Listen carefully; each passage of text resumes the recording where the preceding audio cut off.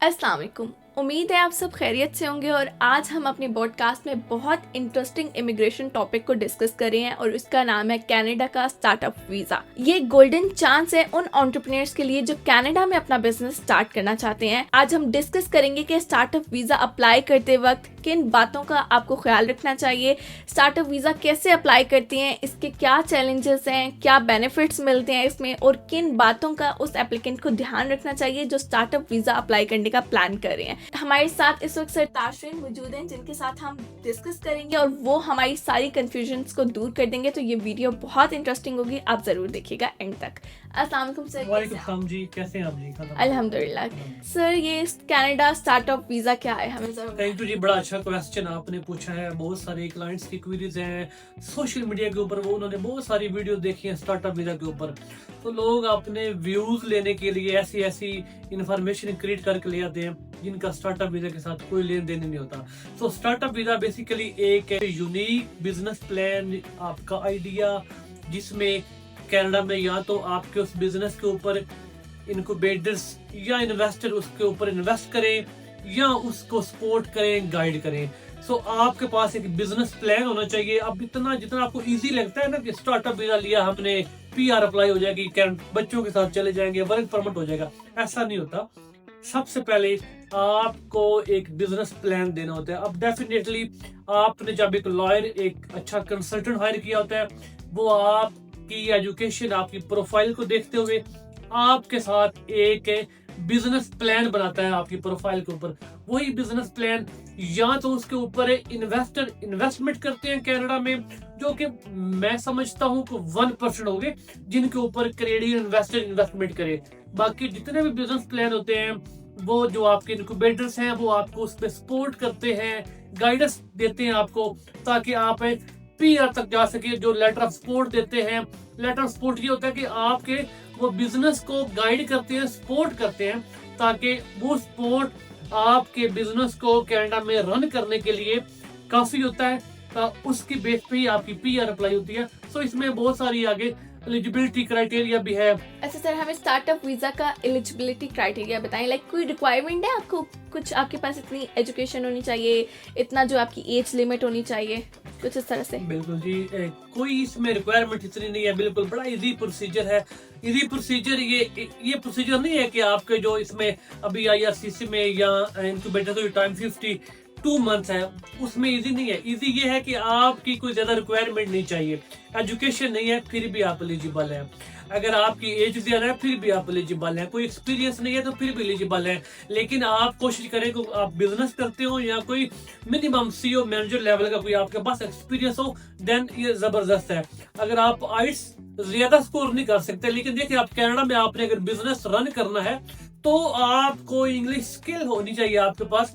उसके लिए क्या करना पड़ेगा, या तो आपको पीटी कोर करना पड़ेगा या आपको जर्नल आइट्स करना पड़ेगा। कोशिश करें मिनिमम 5 स्कोर तक ले, तो आप एलिजिबल हैं विद फैमिली कैनेडियन पीआर लेने। तो मतलब आइल्स कंपलसरी है स्टार्टअप वीज़ा के? बिल्कुल, आइट्स जरूरी है। आइल्स जरूरी है और मिनिमम स्कोर आपका 5 होना चाहिए। मैं समझता हूँ 5 स्कोर होना चाहिए। जो हमारा एक्सपीरियंस है, जितने लोगों की हम पीआर स्टार्टअप वीजा के थ्रू ले चुके हैं, जिनकी पीआर सबमिशन भी है या जिनकी अप्रूवल आ चुकी है, तो वो देखने में है जिनके 5 स्कोर है उनकी पीआर अप्रूवल हो जाती है। ओके, मतलब सर स्टार्टअप वीज़ा के लिए एक इंसान है जिसके पास एजुकेशन में कुछ खास नहीं है, मैट्रिक या इंटरमीडिएट के लिए हमने उसने किया हुआ है, लेकिन वो अप्लाई कर सकता है स्टार्टअप वीज़ा के लिए, कोई रिक्वायरमेंट तो है? अगर आपकी मैट्रिक है, अंडर मैट्रिक है, 10+2 है, इंटरमीडिएट, तो आप सब हर बंदा अप्लाई कर सकता है। जरूरी क्या है, 2 चीजें जरूरी हैं जो आपको बताया कोई नहीं। एक तो स्ट्रॉन्ग बिजनेस, सेकंड आपके पास ना डॉलर होने चाहिए। आप अगर अपना बिजनेस अप्रूव करवा के उसको रन करना चाह रहे हैं तो डेफिनेटली लिक्विड कैश आपके पास होनी चाहिए, प्रूफ ऑफ फंड आपके पास, जस्टिफिकेशन होनी चाहिए फंड्स की। ऐसा नहीं है आप अब $1,00,000 या $2 लगा दे और आपके पास पता नहीं वो प्रूफ कहाँ से है।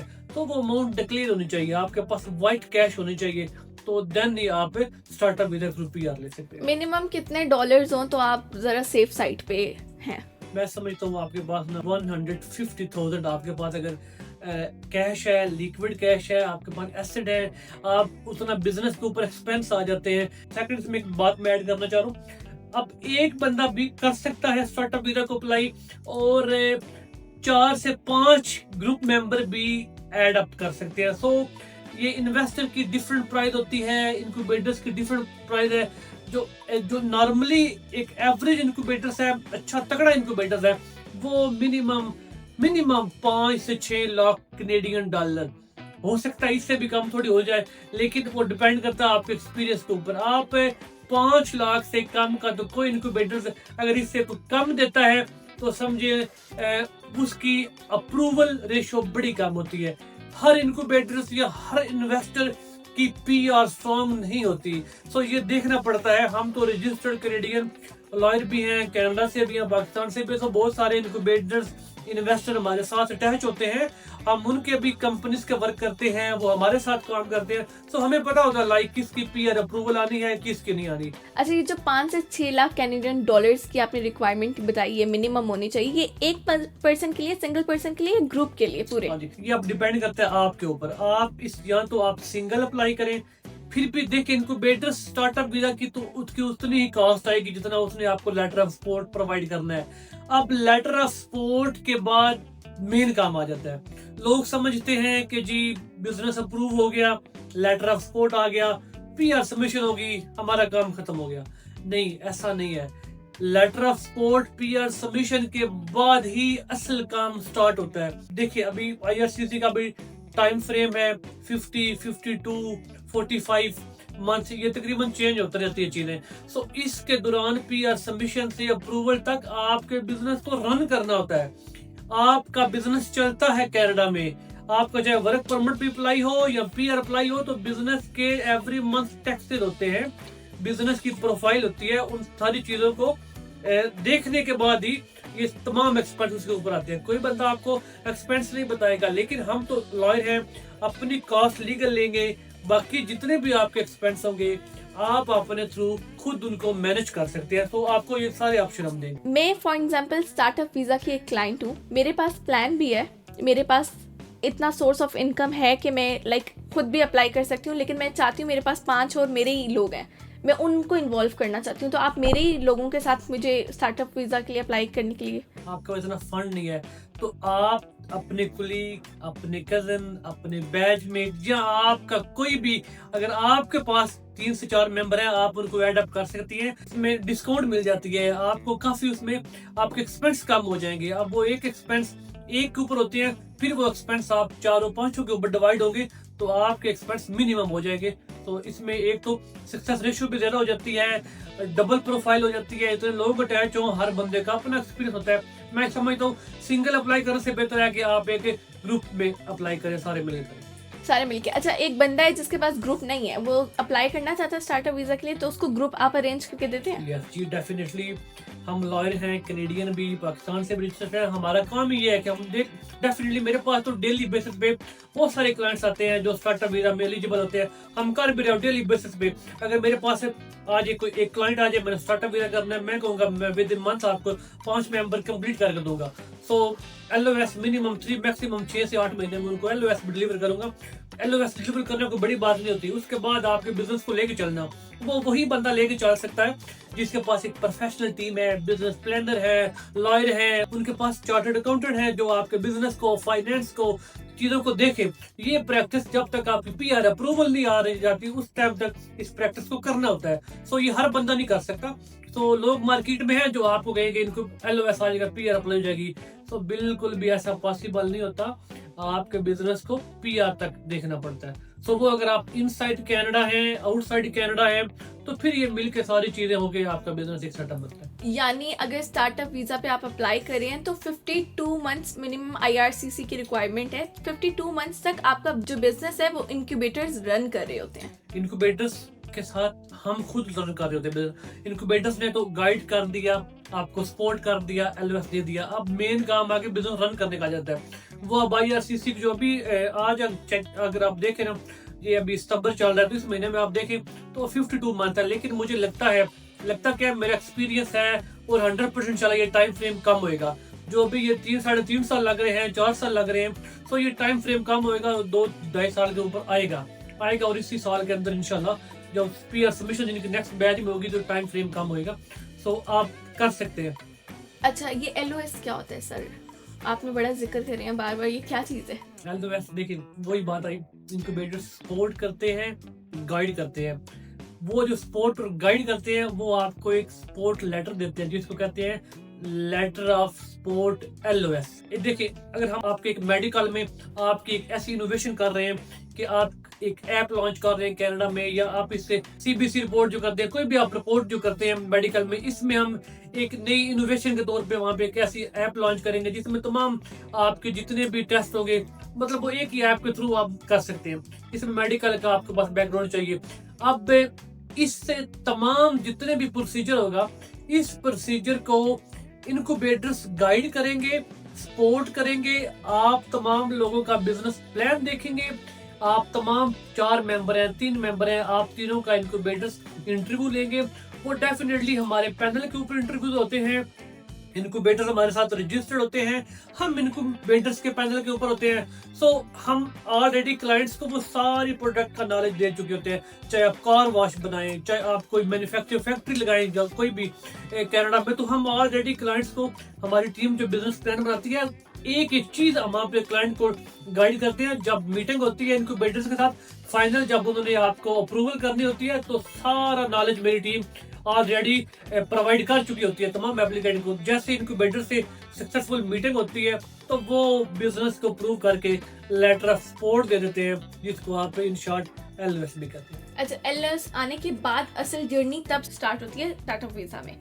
यस, मैं समझता हूँ LOS कोई बड़ी बात नहीं है। LOS के बाद बिजनेस चलाना, बिजनेस को रन करना, उसको फॉलो अप करना, उसके एवरी मंथ टैक्सेस, उसके लीज, यूटिलिटी बिल, सैलरी के टैक्स, एम्प्लॉय के टैक्स, अपन सारी चीजों को देखने के बाद ही बिजनेस जब मैच्योर होता है तो सारी चीजें, मेन काम वहाँ पे है। अगर आप एक्सपर्ट नहीं है, आप लॉयर नहीं है, चाहे कंसल्टेंट है, आप प्रोफेशनल नहीं है, तो आप कभी भी PR को सक्सेसफुल नहीं ले सकते। अभी तक आपके पास ऐसे केसेस कितने ही केसेस हो गए होंगे अभी तक जिनको आपने PR से स्टार्टअप? अगर मैं लास्ट 10 ईयर से उसको काउंटिंग करना स्टार्ट कर दूं तो मुझे नहीं पता, मुझे देखना पड़ेगा। अल्हम्दुलिल्लाह हमने बहुत सारे ऐसे मेरे ग्रुप हैं जिनको हमने ऑलरेडी कनाडा में लास्ट 10 ईयर से PR लेके दे चुके हैं, और कुछ के PR सबमिशन भी है। सबमिशन जो हमारे 22 या 23 के ग्रुप है, उनकी PR सबमिशन है, इंशाल्लाह वेरी सून अप्रूवल आ जाएगी।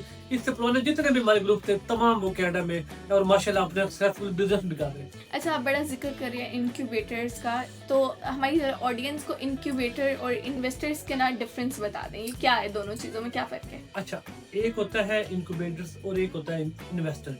इन्वेस्टर लाइक है आपका एंजल इन्वेस्टर, वेंचर कैपिटल, ये 2 बॉडीज हैं जो बिजनेस पे इन्वेस्टमेंट करती हैं। अब लाइक मैं अगर कनाडा में बनाना चाह रहा हूँ, एक न्यू आइडिया है मेरे पास कि मैं जाके वहाँ पे फिश फार्मिंग का काम करूंगा, मैं फिशिंग का काम करूंगा। सो फिशिंग का अगर मेरे पास पाकिस्तान में एक्सपीरियंस, जैसे जिस तरह मेरे ऑलरेडी फिश फार्मिंग है मेरी यहाँ पे, तो मैं अगर उसका एक्सपीरियंस मेरे पास भी है, तो मैं जब उसमें ही इनोवेशन करके बिजनेस में अच्छा करके उनको एंजल इन्वेस्टर को, वेंचर कैपिटल को मैं पिच करूंगा।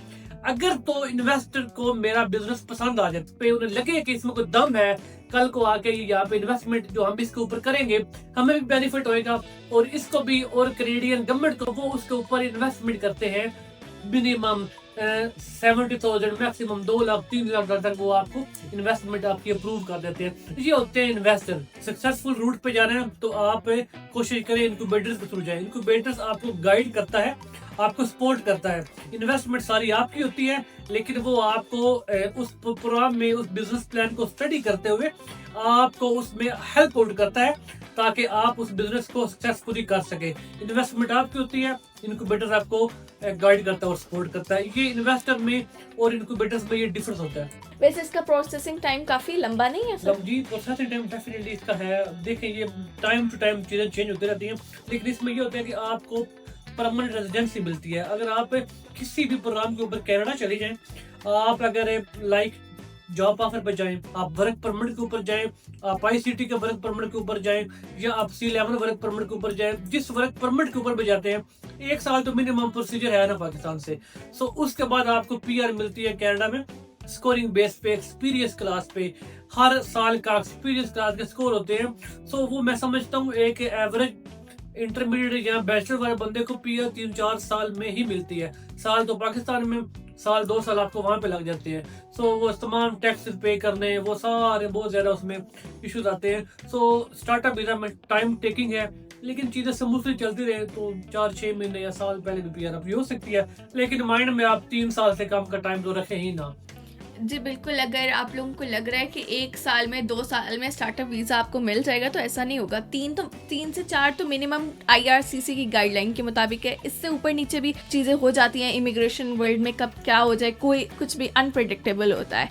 तो बिल्कुल ओके सर, हमें ये बताएं कि स्टार्टअप वीज़ा का जो बेनिफिट है, सबसे बड़ा तो PR है। PR के अलावा स्टार्टअप वीज़ा में क्या बेनिफिट्स हैं? पीआर तो होगी 4 साल के बाद, 3 साल के बाद, तो हम इतना वेट नहीं कर सकते कि इतना क्लाइंट वेट नहीं कर सकता। और डेफिनेटली उसके बिजनेस के ऊपर एक्सपेंस भी आते हैं।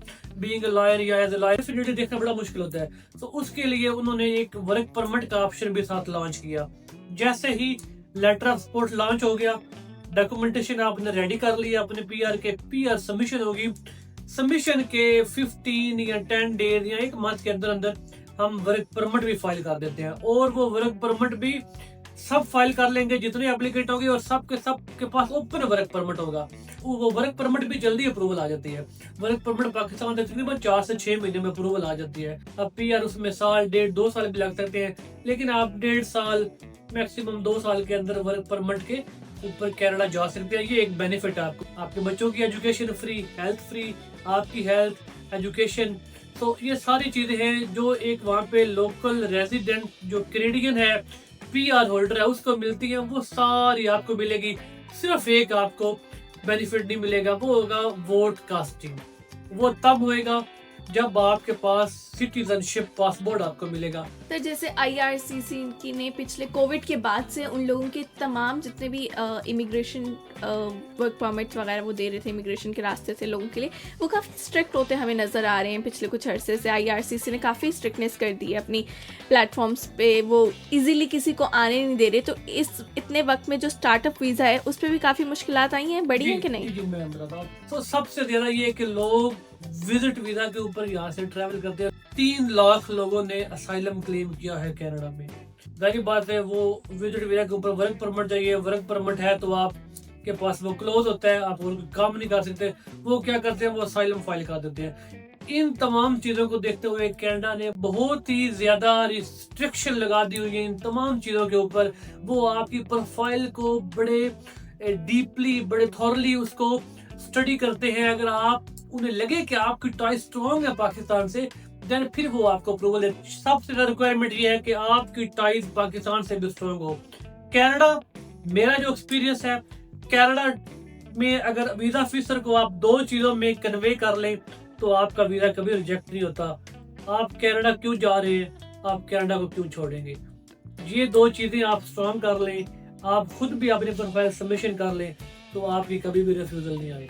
अच्छा, ये 2 बड़े मेजर पॉइंट्स हैं, यानी उनको कन्विंस करने के लिए वीजा ऑफिसर को क्यों जा रहे हैं और कब वापस आएंगे। ओके सर, हमें ये बताएं कि फैमिली स्पॉन्सरशिप जो है स्टार्टअप वीजा में, उसके लिए क्या रिक्वायरमेंट्स हैं? आपके बच्चों की एज क्या? बहुत सारे लोगों के ना बच्चों की एज अंडर 22 होती है, 22 हो रही होती है। सो आपके बच्चों की 22 से कम, तो आपके बच्चे भी आपके साथ मूव हो सकते हैं।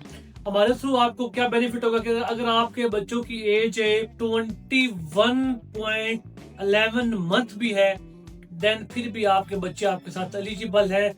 आपकी शर्त ये है, रिक्वायरमेंट ये है कि जब पीआर सबमिशन हो, आपके बच्चों की एज 1 दिन कम होनी चाहिए। सो वो चीजें हैं आपके पास, या आपके बच्चों की 22 भी हो चुकी है, इससे अबव ना हो।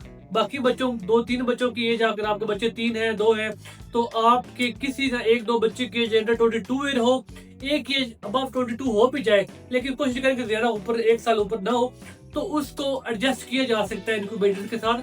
लेकिन कोशिश करें 22 साल से कम बच्चों की एज हो, उनको पीआर मिलेगी। और हस्बैंड या आपकी वाइफ तो डेफिनेटली आपके साथ होगी पीआर के ऊपर। मतलब ये है कि अगर किसी के बच्चे हैं, उसकी एज 18 इयर्स है, जब वो पीआर अप्लाई करता है, तो उसको पीआर मिलने तक वो भले ही 22 क्रॉस कर जाए, पीआर उसको मिलेगा। अब 18 कह दिया, मैं 21 कर लेता हूँ। अगर आपके बच्चों की एज 21 ईयर भी है, 22 ईयर भी है, और पीआर सबमिशन हो गई है, डेफिनेट जैसे हम बता रहे हैं कि पीआर का अप्रूवल का टाइम तकरीबन 2.5-3 साल लग जाते हैं। तो आपके बच्चों की अगर एज अबव हो गई है तो एज लॉक हो चुकी है।